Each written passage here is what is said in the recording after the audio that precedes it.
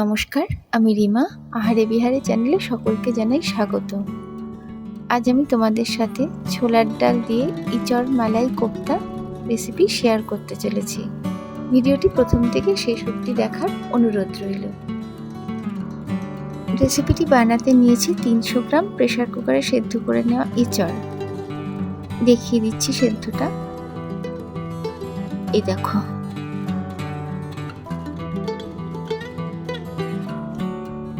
সেদ্ধ করা ইঁচড়গুলো একটি স্ট্রেইনারে নিয়ে জল ঝরিয়ে নিচ্ছি।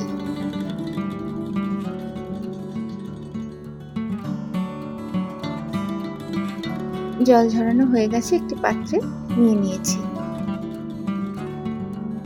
এবার এই ইঁচড়গুলো ভালো করে যতটা মোলায়েমভাবে মেখে নেওয়া যায় মেখে নিচ্ছি।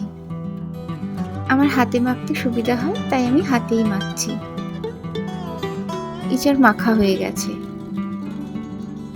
এখানে রয়েছে খুব টাইট করে বেটে নেওয়া ছোলার ডাল। সামান্য জল দিয়ে আমি ছোলার ডালটা শিলে বেটে নিয়েছি। তোমরা প্রয়োজনে মিক্সিতেই বাটতে পারো।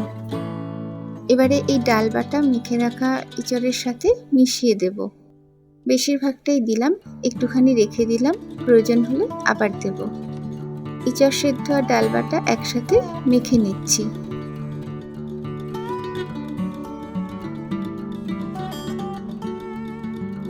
যেটুকু ডাল বাটা ছিল সেটা দিয়েই দিলাম। ভালো করে একসাথে মেখে নিচ্ছি। এটা করতে একটু খাটুনি হয় ঠিকই, কিন্তু অসাধারণ খেতে হয়। যদি মনে হয় মটর ডালে করতে পারো, ছোলার ডাল দিয়ে করলে এটা খেতে ভীষণ ভালো হয়। পুরো আটা বা ময়দার মতন মেখে নিতে হবে এটাকে। এবারে এর মধ্যে দিয়ে দিচ্ছি অল্প নুন, কারণ রান্নাতেও আবার নুন দেবো তাই অল্পই দিলাম।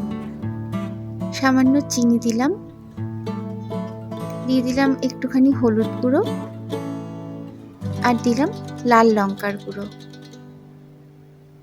আর সাথে দিলাম হাফ চামচ হিঙের গুঁড়ো।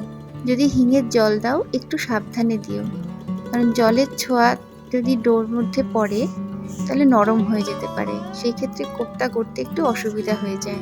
আর দিয়ে দিলাম হাফ চামচ ঘি। সব কিছু দেওয়া হয়ে গেছে, খুব ভালো করে একসাথে মেখে নিতে হবে। ঘি দিয়ে মাখার কারণ ভীষণ ভালো একটা স্বাদ আসে, কারণ ঘিয়ের গন্ধ রয়েছে, ভীষণ ভালো খেতে হয় সেটা। তেল দিয়েও মাখতে পারো, তবে যেই তেলে রান্না করবে সেই তেলেই মাখার চেষ্টা করো। পুরোটা খুব ভালোভাবে মাখা হয়ে গেছে। এবার এই ডো থেকে একটু একটু করে নিয়ে বলের আকারে বা কোপ্তার আকারে গড়ে নিচ্ছি। তোমরা তোমাদের পছন্দ মতন শেপ দিতেই পারো। যেহেতু ঘি রয়েছে সেই জন্য আলাদা করে হাতে বা থালাতে তেল মাখাতে হলো না, নাহলে থালাতে শুকিয়ে গেলে আটকে যাওয়ার চান্স থাকে।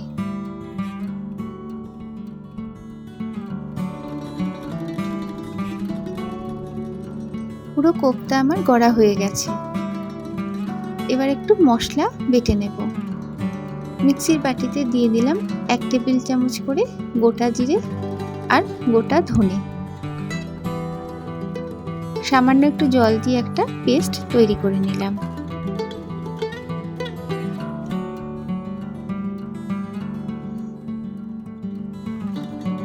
এবারে মিক্সির বাটিতে দিয়ে দিলাম 2টো মাঝারি সাইজের টমেটো, সাথে দিলাম 2 ইঞ্চি আদার টুকরো আর 2টো কাঁচা লঙ্কা। সামান্য একটু জল দিয়ে আরও একটা পেস্ট তৈরি করে নিলাম।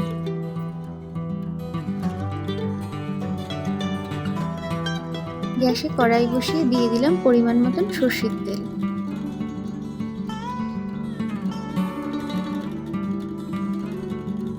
তেল গরম হয়ে গেছে, কোপ্তাগুলো তেলের মধ্যে দিয়ে দিচ্ছি। একটু গ্যাপ রেখেই দিও, না হলে একটার সাথে একটা আটকে যাবে। কোপ্তাগুলো মাঝামাঝি ভাবে ভেজে নেব, খুব কড়া ভাজবো না, ঝোলের ক্ষেত্রে একটু হালকা ভাজলে খেতে ভালো লাগে।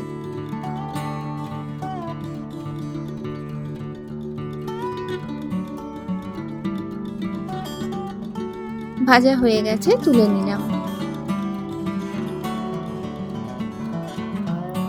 একইভাবে বাকি কোপ্তাগুলো ভেজে তুলে নিয়েছি। এবার এই তেলে দিয়ে দিলাম 1 চা চামচ গোটা জিরে আর 2টো তেজপাতা। ফোড়নগুলো একটু নেড়ে নিলাম।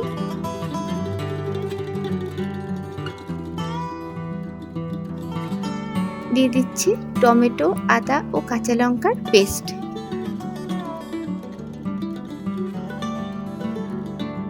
খুব ভালোভাবে তেলের মধ্যে মিশ্রণটি কষিয়ে নিচ্ছি।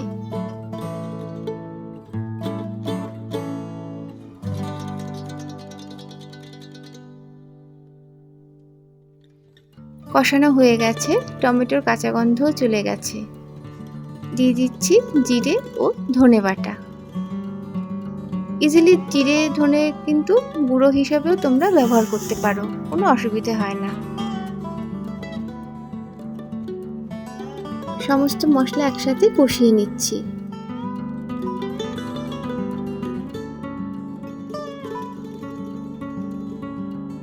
দিয়ে দিলাম 1 টেবিল চামচ চিনি। চিনি কিন্তু স্কিপ করা যাবে না। চিনি দিয়ে আরো একটু নেড়ে নিলাম।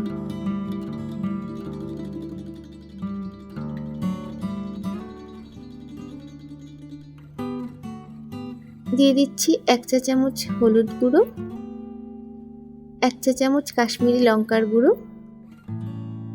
আর 1 চা চামচ লাল লঙ্কার গুঁড়ো। সমস্ত মশলা ভালো করে নেড়ে মিশিয়ে নিচ্ছি।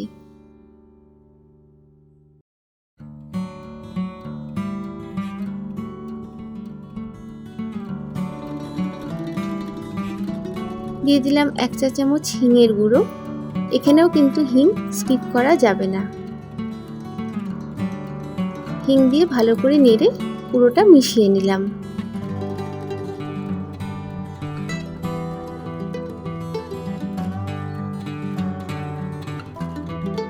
এবারে গ্রেভির জন্য দিয়ে দিলাম পরিমাণ মতন গরম জল।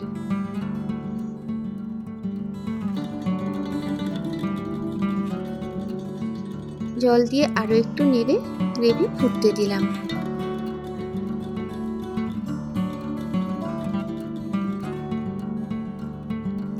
ঝোল ফুটে উঠেছে, দিয়ে দিচ্ছি স্বাদ অনুযায়ী লবণ।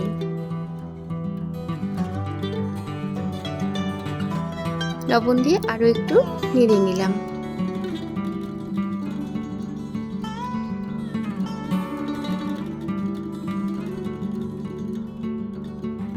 এবারে দিয়ে দিচ্ছি ভেজে রাখা কোপ্তা। কোপ্তাগুলো দিয়ে আঁচ একটু কমিয়ে দিও, তাহলে কোপ্তার ভিতরে ঝোল খুব ভালোভাবে ঢুকতে পারবে। একটু নেড়ে নিয়ে গ্রেভি ধিমে আঁচেই ফুটতে দিলাম। গ্রেভি ভালো মতন ফুটে অনেকটাই টেনে এসেছে। দিয়ে দিলাম 2 টেবিল চামচ ফ্রেশ ক্রিম। যেহেতু মালাই কোপ্তা, ক্রিম তো একটু দিতেই হবে। এটা যদি ক্রিম ছাড়াও করো সেটাও কিন্তু খেতে ভীষণ ভালো হয়। কাজে ক্রিম ছাড়া ইজিলি করতেই পারো। ক্রিম দিয়ে আরো একটু নেড়ে ভালোভাবে মিশিয়ে নিলাম।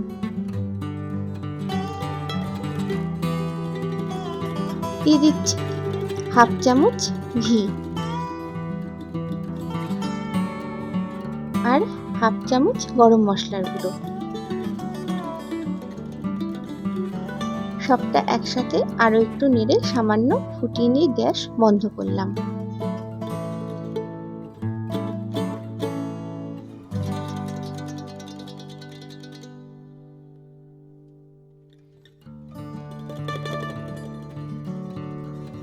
দিয়ে দিলাম 4টে গোটা কাঁচা লঙ্কা। সব মিলিয়ে গন্ধটা কিন্তু ভীষণ ভালো আসে। রান্না একদম কমপ্লিট। একটি পাত্রে সার্ভ করে নিচ্ছি।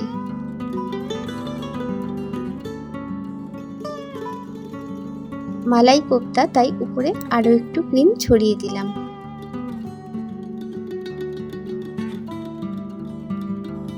ব্যাস হয়ে গেল আমার আজকের রেসিপি ইঁচড় মালাই কোপ্তা কারি। বন্ধুরা, আমার আজকের রেসিপি ইঁচড় মালাই কোপ্তা কারি তোমাদের কেমন লাগলো একটু জানিও। যদি ভালো লাগে চ্যানেলটি সাবস্ক্রাইব করে একটু পাশে থেকো। আজকের মতো ভিডিও এখানেই শেষ করলাম। সবাই ভীষণ ভালো থেকো, সুস্থ থেকো। নমস্কার।